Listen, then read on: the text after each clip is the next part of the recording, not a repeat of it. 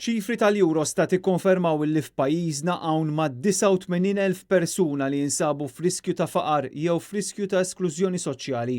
Dawn in-numri jindikaw l-ammont ta' faqar f'Malta kif ikkalkulat sas-sena li għaddiet, filwaqt li qablu il-bidliet li seħħew f'għaxar snin.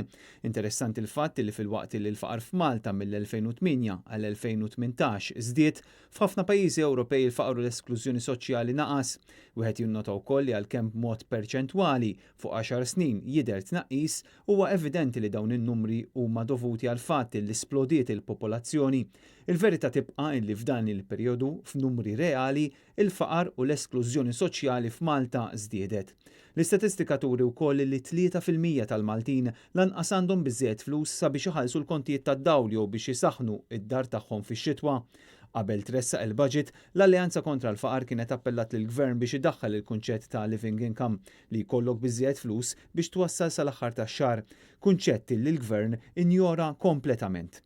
Fl-aħħar statistika li kienet ippubblikata mill-Gvern kien intqal illi f'Malta hawn aktar minn 78,000 persuna f'riskju ta' faqar, iżda se jidher illi r-realtà hija qar minn hekk. Il-Partit Nazzjonalista ilu xhur twal jinsisti fuq il-bżonn li l-awtoritajiet jindirizzaw din is-sitwazzjoni u jkun hemm sinjal ċar mill-Gvern biex il-problema tal-faqar ma tibqax tintefa' taħt it-tapit.